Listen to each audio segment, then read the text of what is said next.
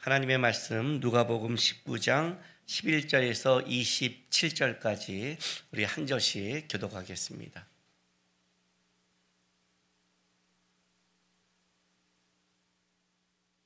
그들이 이 말씀을 듣고 있을 때 비유를 더하여 말씀하시니 이는 자기가 예루살렘에 가까이 오셨고 그들은 하나님의 나라가 당장에 나타날 줄로 생각함이더라.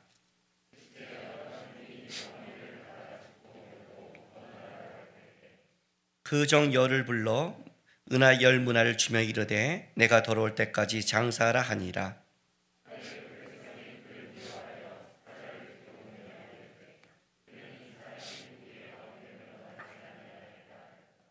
귀인이 왕위를 받아가지고 돌아와서 은하를 준 종들이 각각 어떻게 장사하였는지를 알고자 하여 그들을 부르니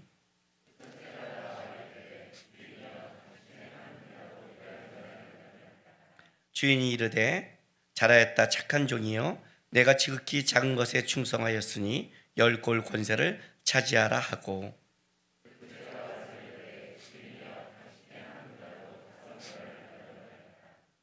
주인이 그에게 이르되 너도 5 고을을 차지하라 하고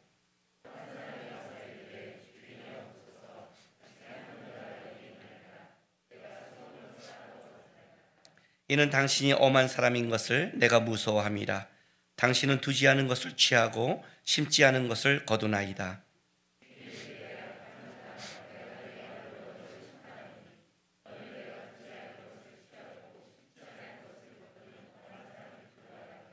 그러면 어찌하여 내 돈을 은행에 맡기지 아니하였느냐? 그리하였으면 내가 와서 그 이자와 함께 그 돈을 찾았으리라 하고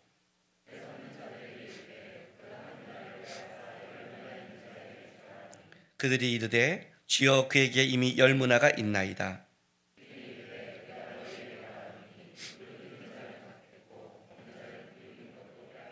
같이 있습니다. 그리고 내가 왕됨을 원하지 아니하던 저 원수들을 이르러 끌어다가 내 앞에서 죽이라 하였느니라. 아멘. 성경에서 우리가 많이 알고 있는 이 문화 비유입니다. 이 문화 비유가 그 비유 중에 지금 굉장히 중요한 시점에 이 말씀이 있습니다. 첫 번째는 이제 이 말씀을 예수님께서 하게 된 이유는 그 19장 11절에 보면 그들이 이 말씀을 듣고 있을 때 비유를 더하여 말씀하시니라고 말합니다. 그러니까 이 말씀을 듣고 있을 때가 어디죠? 삭개오의 집이겠죠. 바로 그 위에 19장 9절 10절에 보면 예수께서 이르시되 오늘 구원이 이 집에 이르렀으니 이 사람도 아브라함의 자손이미로다. 인자가 온 것은 잃어버린 자를 찾아 구원하려 함이니라. 그래서 삭개오를 구원하시고 예수님께서 오신 이유, 내가 이 땅에 온 이유가 뭐냐? 잃은 자를 찾기 위함이다 하는 그 말씀을 하시는 중에 뭐가 되는 거예요? 이제 이 문화 비유가 있는 겁니다. 그렇다면 이 문화 비유는 예수님의 오신 이유와도 연결되어 있는 거죠.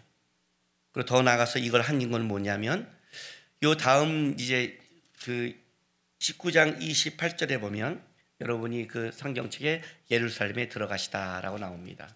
그렇다면 예수님의 삶 속에 예루살렘 종료주일날 들어가기 직전에 제일 마지막에 하신 말씀이 뭐예요? 문화 비유입니다. 이 가르침 속에 가장 중요한 가르침이죠. 그러니까 이 말씀은 이제 예수님께서 십자가를 지고 구원의 완성을 이루기 직전에 하신 말씀이니까 굉장히 거기가 연결된 말씀이겠죠. 더 나아가서 이 말씀은 이제 뭐와 짝을 이루냐면 주일 일요일 날 예수님께서 종료일 날 입성하시고 월요일 날 성전을 이제 엎으시고 화요일 날 논쟁의 날이라고 그러죠. 그때 이제 수많은 말씀을 하시는데 그때 하신 말씀이 이제 마태복음 24장 25장의 말씀입니다. 25장에 달란트 비유가 나옵니다. 여러분이 이제 이 달란트 비유를 보면 문화 비유와 공통점이 있으면서 다른 점이 있습니다. 달란트 비유는 처음부터 준 게 다르죠. 달란트를 준 게 재능에 따라 줬고 결론은 같은데 문화 비유는 처음에 준 게 같아요. 한 문화씩. 그리고 결론이 다릅니다. 그래서 양짝을 이룹니다.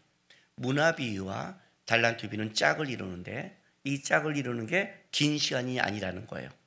예루살렘 들어가기 직전에 말씀하셨고 들어가서 화요일 날 달란트 비유를 하셨다는 것은 이제 문화 비유와 달란트 비유를 통해서 예수님이 우리에게 알려주신 이유가 있었죠.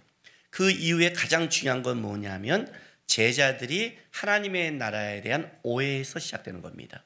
자, 오늘 다시 19장 11절 한번 볼게요. 그들이 이 말씀을 듣고 있을 때 비유를 더하여 말씀하시니 이는 자기가 예루살렘에 가까이 오셨고, 자, 예루살렘에 가까이 오셨다는 것은 이제 그의 구원의 십자가의 사용에 가까이 왔다는 뜻인데 제자들은 하나님의 나라가 당장에 나타날 줄로 생각함이더라. 제자들의 지금 생각은 뭐냐면 이제 예수님께서 들어가셔서 내가 이 땅에 온 이유는 잃어버린 자를 찾기 위함이다라고 했습니다. 아마 제자들의 생각은 그 잃어버린 자가 로마로부터 빼앗긴 하나님의 나라, 정치적으로 회복될 나라라고 생각할 수 있을 거예요.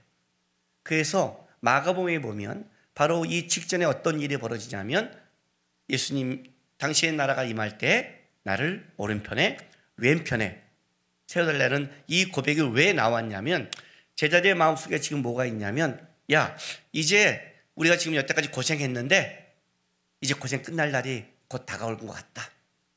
주님이 여태까지 예루살렘에 올라가는 것이 예전과 다르더라.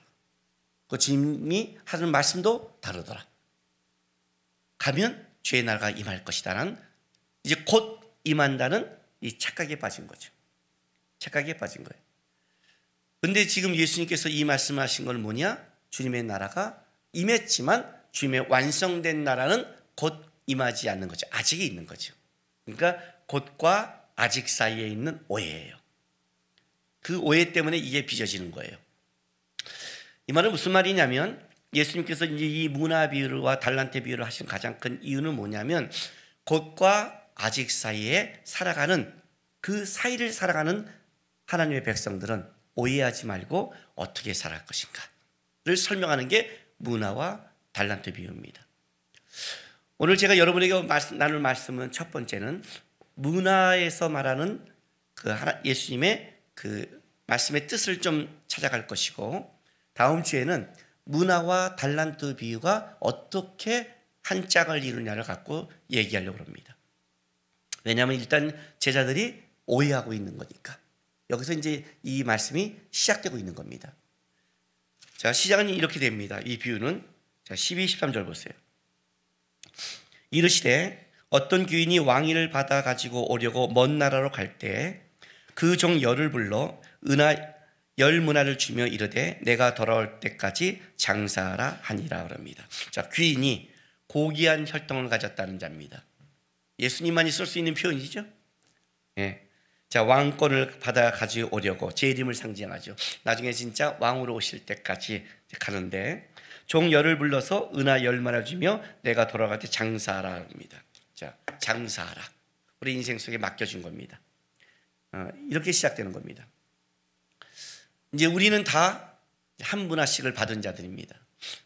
여기서 한 문화는 100데나리온입니다. 100데나리온이면 한 데나리온이 하루 노동자의 일당이니까 석 달치 월급이라고 생각하면 됩니다. 큰 돈은 아니겠죠. 석 달치 월급이니까. 달란트 비유의 한 달란트는 6,000데나리온입니다. 6,000데나리온이면 20년치 월급 정도 됩니다. 그러니까 달란트는 좀 금액이 큰 거고 여기는 좀 작은 거죠. 어쨌든 중요한 거는 맡겼다는 겁니다. 주님이 오실 때까지 이 땅을 살아가는 우리에게 맡겨진 게 있다는 겁니다. 그 맡겨진 걸로 뭘 하라고요? 장사하기를 원하는 겁니다. 자, 이제 장사 그러니까 여기 있는 악한 정도처럼 야 우리 부려먹는구나 하지 말고 왜 이 장사를 하는지는 이제 찾아갈 거고 하여튼 우리 인생 속에 여러분이 먼저 머릿속에 집어넣을 건 뭐냐면 나에게 주신 것은 그냥 준 게 아니라 맡겨진 것이다. 그 맡겨진 것은 간수하라가 아니라 그걸 통해 장사는 뭔가 일하기를 원하는 주님의 마음이 있다는 걸 먼저 아셔야 되는 거예요. 그럼 먼저 한번 물어볼게요. 여러분 이 말을 딱 들으면 마음 어떤 느낌이 받으세요? 주님이 나에게 지금 나에게 주는 것이 주님이 내가 뭔가 남기기 위해서 주님이 나에게 맡겨준 거라고 한다면 여러분 지금 마음에 어떤 마음이 드세요? 부담스러우세요? 아씨 이렇게 내 것도 바빠 죽겠는데 이런 거예요? 제가 이걸 왜 묻는 줄 압니까? 이제 이 갔다 와서 이 악한 종의 이 문제를 보면 여러 가지 말과 변명을 하지만 실제 이 악한 종은 마음이 없는 겁니다. 마음이 없습니다. 여기서 벌어집니다. 오늘 이 얘기를 쭉 들어가면 얼마큼 남겼냐의 문제를, 많냐 적냐의 문제를 주인도 따지지 않습니다. 충성되냐 아니냐의 문제를 들어가는 겁니다. 그 말은 무슨 냐면 마음이 있냐 없냐입니다. 여러분 충성이라는 것은 마음이 없으면 할 수 없는 겁니다. 마음이 없으면 뭐가 나오냐면 변명이 나옵니다. 마음이 없으면 다른 이유가 수없이 나옵니다. 마음이 있으면 달라집니다. 마음이 있는 자는 아주 간단하게 얘기합니다. 저도 자녀들이나 또 우리 돌수 사역자나 후배 목사들이 만났을 때 이렇게 권면하고 책망할 때가 있습니다. 마음이 있는 자는 답이 똑같습니다. 어떤 답인지 아세요? 죄송합니다. 받아들입니다. 마음이 있으니까. 마음이 있는데 못하기 때문에 몰랐어요. 죄송해요. 자기를 돌아봅니다. 왜냐하면 하고 싶은 마음이 있으니까. 공부를 같이면 이런 방법이 있었군요. 이렇게. 마음이 없는 자는 어떻게 하냐면 공부하기 싫으니까. 그게 아니니까. 제가 왜 그러냐면요. 이유가 많습니다. 그래서 제가 묻는 겁니다. 우리가 주의 말씀을 드릴 때 먼저 우리의 마음밭은 내 인생 속에 내가 주님 앞에 섰을 때 나는 그래도 뭔가 주님 앞에 내 인생 속에 갖고 뭔가 남기고 싶은 마음이 있나? 아니면 난 주님 만나는 게 진짜 왜 그냥 만들었으면 좀 내두지. 그런 마음인가? 그 마음의 밭에 따라 여러분이 주님을 따라가는 인생이 달라질 겁니다. 자 보세요. 오늘 10사람에게 한 문화씩 나눠줬습니다. 그럼 10명에게 나눠준 거잖아요. 그런데 주님 앞에 나와서 얘기하는 비유를 들은 예화를 들은 사람은 3사람이 나옵니다. 그죠? 첫 번째 사람, 두 번째 사람. 보세요. 자, 15절. 귀인이 왕위를 가지고 돌아와서 은하를 준 종들이 각각 어떻게 장사했는지를 알고자 하여 그들을 부르니, 이제 왕으로 왔어요. 어떻게 장사했니 불렀더니 16절. 그 첫째가 나와 이르되 주인이여 당신의 한 문화로 10문화를 남겼나이다. 또 18절 보세요. 그 둘째가 와서 이르되 주인이여 당신의 한 문화로 5문화를 만들었나이다. 이렇게 말을 했어요. 근데 20절 보세요. 20절에 또 한 사람이 와서 주인이여 보소서 당신의 한 문화가 여기 있나이다. 내가 수건으로 쌓아 두었나이다. 이렇게 나갑니다. 재미있는 표현이 뭐냐면 20절에 그러니까 18절에 그 첫째가 오고 둘째가 왔다고 얘기했습니다. 근데 20절에 그러면 세 번째가 와야 되는데 세 번째라는 표현을 안 쓰고 뭐라고 써요? 또 한 사람이 와서로 씁니다. 이 또 한 사람이라는 정확한 의미는 다른 사람이라는 뜻입니다. 그렇다면 지금 이 세 사람이 왔지만 실제 7사람도 이 안에 포함되어 있겠죠. 7사람 중에 첫째와 둘째 같은 사람, 내가 10문화, 5문화, 뭐 이 문화 이렇게 남긴 사람도 있을 거 아니에요. 그렇죠? 진짜 여기 그 주인의 말 맞다나 저는 너무해서 이자만 남겼습니다. 이런 사람도 있을지 모르겠어요.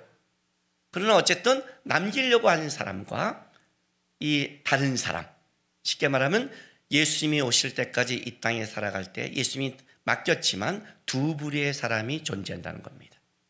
첫째와 둘째 같은 사람이 존재하고 그리고 뭐예요? 다른 사람. 사사기로 부른다면 다른 세대. 그 전에 하나님을 알았던 세대가 아니라 다른 마인드를 가진 세대. 주님께서 맡긴 이 한 문화에 대해서 하나는 어떻게든 열심히 하려고 말하는 마인드를 가진 사람과 하나는 뭐예요? 주인에 대해서 오해하고 주인에 대해서 그가 왕권을 원하지 않는 다른 부류의 사람이 존재한다는 겁니다. 이제 그걸 말하는 거예요. 두 부류의 사람이 존재하는데 그 두 부류의 사람에 들어가면 뭐가 하냐? 왜 이런 두 부류가 나오냐? 마인드가 다르더라요. 주인에 대한 생각, 맡겨진 거에 대한 생각이 다르더라. 그 다름에서 시작되더라요. 첫 번째, 자, 충성된 자를 보겠습니다. 그는 어떤 마인드를 가졌는지 17절에 봤더니 주인이 이렇게 말합니다. 그 충성된 자에 대해서 잘하였도다 착한 종이요 내가 지극히 작은 것에 충성하였으니 열 고을 권세를 차지하라 하고. 자, 요게 이제 그 다섯 문화 또 그 밑에 남긴 자들의 공통적인 특징이죠. 달란트 비유에 가면 착하고 충성된 종아라고 동일하게 얘기하죠. 중요한 거는 착한 종이에요. 어떤 게 착한 종일까요? 생각 없이 순한, 제가 살아가면서 제일 벅찬 사람이 누구냐면 마음만 착한 사람이에요. 힘들어요. 마음이 착하니까 딱 마음을 보면 죽일 수는 없는데 하는 짓은 다 죽이고 싶어요. 마음이 착해서 하지 말아야 될까 간섭하고 사고는 다 치고 다녀요. 미쳐버리겠어요. 여기서 이 착한 사람이라는 것은 마음이 착하다는 의미가 아닙니다. 직임에 합당하고 쓰임새가 적합하다는 의미입니다. 하나님이 맡겨준 그 이 직임에 합당하게 살아가고 주부는 주부답게 살아가고 거기에 쓰임새가 합당한 사람, 한나처럼 쓰임새가 분명한 사람, 자매를 키우고 자기의 맡겨진 자리가 뭔지를 아는 사람, 그게 착하다는 거예요. 아셨어요? 마음을 쓰라고 다 딴 데 가서 사고 치고 다니는 건 아니고 그건 어리석은 거라고 그래요. 어리석다. 분별하지 못하다고 표현을 써요.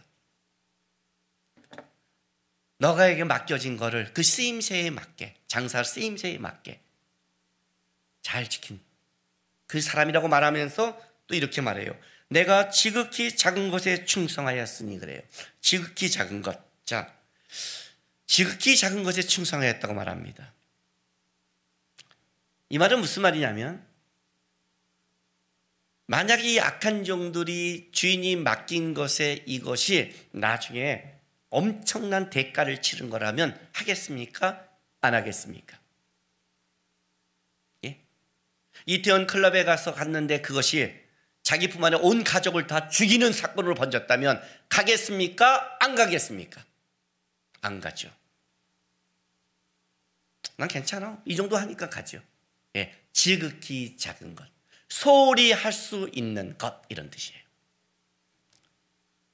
하나님이 우리에게 맡겨진 것 중에서 지극히 작으니까 내가 대충 소홀히 여기고 넘어갈 수 있는 것, 그걸 맡겼다는 거예요.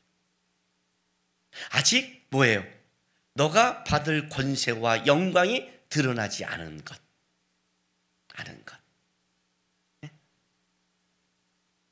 내가 이렇게 한 것이, 내가 이태원 클럽에 가지 않은 것이 몇백 조를 받을 수 있는 거라면 가겠어요? 안 가겠어요? 안 가죠. 아직 그것의 의미와 영광이 드러나지 않은 것. 보기에는 지극히 소홀히 보일 수 있는 것, 지극히 작은 것. 이해가 돼요? 그걸 맡긴 거예요. 그래서 우리가 나태한 거예요. 네? 성경에 그 말이 뭔지를 모르는 거예요. 별과 별의 영광이 다르고, 그죠? 해와 달의 영광이 다르다. 뭐 알아요. 그냥 별 보고 다르대 반짝반짝 이러고 보지요. 그 별이 얼마나 큰지 얼마나 위대한지 모르는 거죠. 멀리서 보니까 그냥 야 밤하늘의 은하수가 아름답다. 우리는 뭐 그거밖에 없잖아요. 그죠? 그 별이 해보다 큰 건데 가까이 가보면 어마어마한 건데 아직 그 영광이 드러나지 않아서 맡겨진 게 지극히 작아 보이는 것, 소홀히 할 수 있는 걸, 그런 거예요. 한문화. 근데 어떻게 돼요? 그는 그 소홀히 할 수 있는 걸 어떻게 했다고요? 그들은 그 자리에 맞게, 주어진 위치에 맞게 쓰임새에 맞게 어떻게 살았다고요? 지키며 살았다고요. 얼마나 힘들었겠어요. 얼마나 바보 같겠어요. 노아를 한번 생각해 보세요. 예? 홍수가 왔다는, 비가 왔다는 성경에 없는데, 위에 궁창이 아직 존재하는데, 그의 인생 나머지 끝에 가서 그 긴 시간을 그 자녀들과 같이 배를 만든, 그것도 배도 엄청난 배. 이게 인생이야? 그런데 하나님이 뭐라고 그래요? 나와 동행했다고 그러네요. 그는 나와 함께 했다고 말을 하는 거예요. 다른 사람도 어리석어 보이죠. 예수를 믿고 신앙생활하는 게 얼마나 어리석은 줄 알아요? 세상 사람 눈에는 어리석어 보이는 거예요. 그런데 뭐라고 그래요? 너는 왕이 오실 걸 기대하면서 그거를 지켜간 자다. 착하고 충성됐다. 자리를 잘 지켜왔다. 그렇게 말하는 거예요. 그런데 이 사람, 다른 사람은 뭐라 이렇게 말을 해요. 내가 수건으로 쌓아두었나이다. 이렇게 말해요. 당시에 돈을 보관하는 방법이 수건에 쌓아두는 건데, 이건 미완료니까 계속해서 쌓아두었어요. 중간에 펴서라도 이렇게 할 생각을 안 하고 계속해서 쌓아뒀어요. 근데 이 사람이 왜 쌓아뒀냐면, 22절, 23절 보세요. 주인이 이르되, 21절, 이는 당신이 엄한 사람인 것을, 거치고 가혹한 사람인 것을 내가 무서워합니다. 당신은 두지 않은 것을 취하고, 이거는 고리 대금업자를 상징하는 말이에요. 그리고 심지 않은 것을 거둔다. 이거는 뭐냐면 소작인을 착취하는 지불을, 땅 부자를 얘기하는 거예요. 어떻게 이해한 줄 알죠? 당신에게 맡긴 거는 나를 돈으로 고리 대금을 착취하려고 그러고 어떻게 돼요? 소작인 통해서 그 걷어가는 못된 사람이라고 이해하고 있는 거예요. 그리고 이렇게 막 그랬더니 22절 3절 이제 왕의 말을 보세요. 주인이 이르되 악한 종아, 내가 내 말로 너를 심판하노니 너는 내가 두지 않은 것을 취하고 심지 않은 걸 거두는 엄한 사람인 줄 알았느냐? 그러면 어찌하여 내 돈을 은행에 맡기지 아니하였느냐? 그리하였으면 내가 와서 그 이자와 함께 그 돈을 찾았어 하고, 곁에 서 있는 자들에게 이르되 그 한 문화를 빼앗아 10문화인에게 주라. 이렇게 해야 돼요. 뭐라고 말하는 줄 아세요? 재밌는 건 22절 말씀에 내가 내 말로 너를 심판한대요. 진짜 내가 그런 사람인 줄 알았어? 그러면 네가 그래서 내가 엄한 사람이라서 돈을 날릴까 봐 두려워했다면 은행에 맡겨 이자는 해야 될 거 아니야. 기본은 해야 될 거 아니야. 진짜 무섭다고 하면 기본은 해야 될 거 아니야. 네 말이 그렇다면 기본은 해야 될 거 아니야. 제가 예수 안 믿는 친구들한테 가장 요즘 속상한 게 뭔지 아세요? 시대가 어려울수록 걔네들은 모두 하나님을 원망해요. 니네 하나님이 있다면 니네 때문에. 코로나 바이러스 하나님 때문이에요.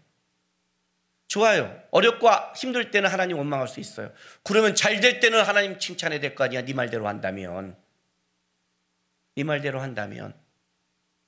복 받을 때는 하나님 앞에 나와서 감사하고 찬양하고 드려야 될 거 아니야. 네 말대로 한다면. 아니거든요. 절대 그러지 않아요. 그 마음밭에 들어가면 실제 안 그래요, 여러분. 이번에 코로나 바이러스를 퍼뜨린 사람들의 그 깊은 곳에 들어가면 그 사람들의 특징이 있잖아요. 원래 가난한 사람들이 통해 많이 의료 혜택을 못 받으니까 퍼질 거라고 생각했는데 들어가 보니까 아니라고 그러잖아요. 누구? 자기밖에 모르는 이기적인 사람들 통해서 퍼진다고 그러잖아요. 실제 깊게 들어가면. 그 사람 때문에 누가 손해를 봐요? 선하고 그렇지 않게 애쓰고 살아가는 사람이 손해를 보잖아요. 깊게 들어가면 다 그렇잖아요. 예? 자기의 기업의 이익 때문에 힘든 사람, 자기 노는 거에 이익 때문에 주변 돌아보지 않는 것, 가족도 보지 않는 것, 자기 노는 것 때문에 다 그렇게 가잖아요. 깊게 들어가면 실제 뭐예요? 다 자기 거 보고 있는 자라. 이 사람처럼 지극히. 진짜 네가 그렇게 보면 거기에 대한 행동이 보여야 될 거 아니야. 네가 언제 두려워서 그렇게 했어? 없잖아. 내가 네 말대로 그대로 심판해 줄게. 그런 거야. 내 말대로.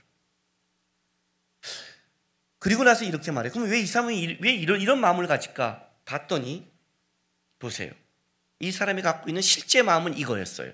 14절. 그런데 그 백성이 그를 미워하여 사자를 뒤로 보내어 이르되 우리는 이 사람이 우리의 왕됨을 원하지 아니하나이다. 그죠? 그 다음에 보세요. 27절. 왕의 결론이에요. 그리고 내가 왕됨을 원하지 아니하던 저 원수를 이리로 끌어다가 내 앞에 죽이라. 뭐예요? 이들의 진짜 깊은 곳에는 뭐가 있냐면 예수님이 왕됨을 원치 않은 거예요.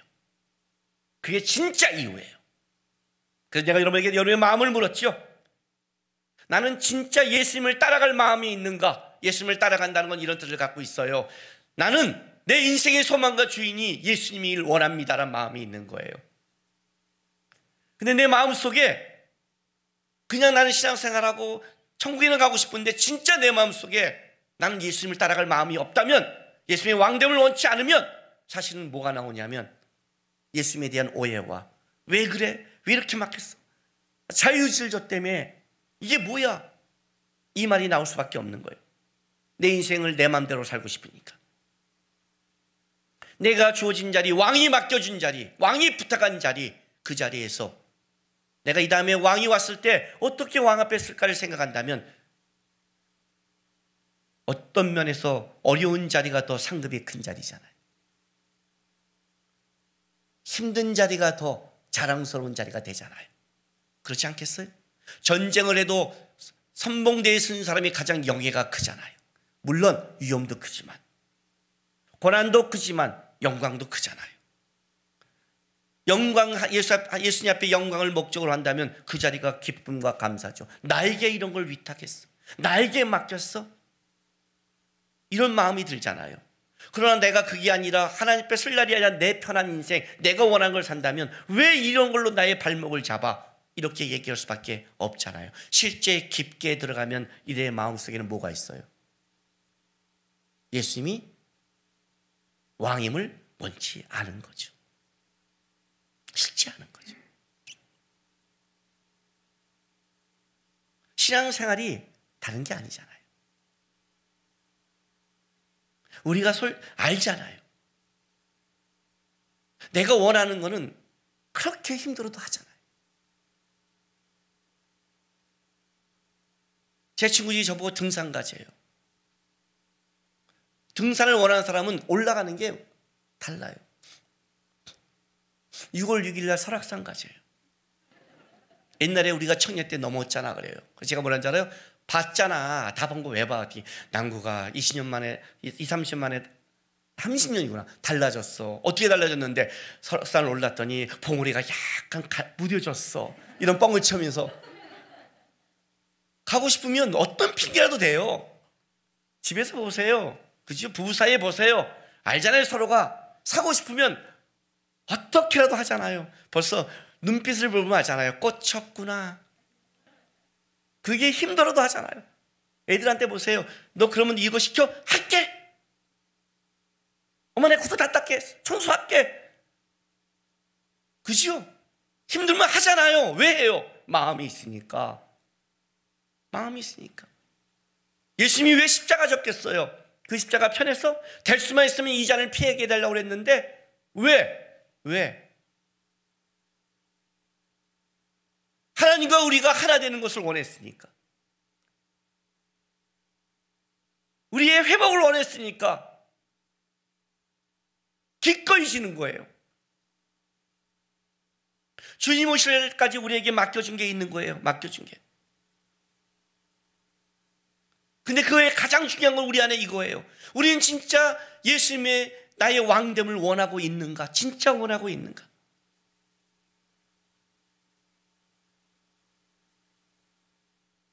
자기의 맡겨진 자에서 충성되다는 건 그런 뜻을 가지고 있는 거예요. 제가 우리 둘로스 목사들이나 다른 사역자들에게 뭐라고 가르친 줄 아세요? 이렇게 가르쳐요. 나 하나님께 충성돼, 하나님 사랑해, 그런 말 하지 말라 그래요. 나 몰라 그래요. 나 몰라. 그따위 소리 하지 마 그랬어요. 우리가 신앙생활 때 어떤 착각한 줄 아세요? 그래도 나 하나님 사랑해. 그 사랑이 여러분의 맡겨진 위치에서 하늘의 소리가 별랑 들렸네요. 여러분의 맡겨진 그 자리에서 뭘로 드러나면 착하고 충성된 자의 모습으로 드러나는 싸움을 하세요. 내가 착하고 충성되라고 말하는 건 자체가 충성되지 못한 거예요. 왜 그런지 아세요? 충성된 사람은 내가 말하는 게 아니라 히브리서 12장 1절에 허다한 증인들 앞에서요, 그들이 말을 해요. 그들이 말을 해요. 진짜 예배를 사모하고 드리는 사람은 내가 사모한다 말하지 않아도 주변에서 알아요. 예배를 사모하는지, 저 사람이 충성되려고 노력하는지, 맡겨진 걸 지키려고 노력하는지, 신앙생활을 하려고 노력하는지 알고 있어요. 여러분, 그게 우리의 신앙의 싸움이에요. 주님 오실 때까지 우리에게 맡겼어요. 왜 맡긴 줄 알아요? 이거예요. 일을 시키려는 게 아니라, 이 악한 종처럼 일을 시키려고 맡긴 게 아니라 열 거울의 권세를 주고 싶어서, 하나님의 나라의 유업에 참여하게 하고 싶어서, 그래서 맡겨진 거예요. 착각한 거죠. 여기도 충성된 자들은 열 거울의 권세를 갖고 싶은 자들이 아니었어요. 주의 나라 일하면 오른편에 왼편에 앉으려고 했던 게 아니었어요. 이들은 하나님의 나의 왕 되심을 고백하고 그분의 그 맡겨진 것을 사모하면서 그가 왕으로 오실 때 기쁨으로 맞이하기 위해서 나에게 맡겨진 것 잘 그 자리에서 감당해서 쓰고 싶은 마음으로 한 건데, 주인의 입장에서는 왜 맡기고 왔냐면, 내가 왕으로 돌아왔을 때 내 왕의 권세를 나만 위한 게 아니라 그들에게 나눠줘서 그 10골 5골의 권세를 같이 누리며 나의 백성으로 살기를 원해서 주님께서 우리에게 맡겨준 거예요. 그거를 악한 종이 오해한 거예요. 그래서 하라는 거예요. 주님 왕으로 오실 때 우리 하나하나가 다 주의 권세 안에 들어가기를 원하는 주님의 마음으로 여러분에게 맡겨진 삶의 자리에서 충성되게 자기 자리를 지켜가면서 소홀히 여기지 말면서 주님 기대하면서 하나하나 살아간다면 드러나지 않는 주께서 우리에게 준비한 놀라운 영광이 여러분의 삶과 여러분의 주변에 있는 모든 자에게 은혜로 흘러갈 것입니다. 그렇게 살아간 여러분 되시기를 주님의 이름으로 바랍니다. 기도합시다.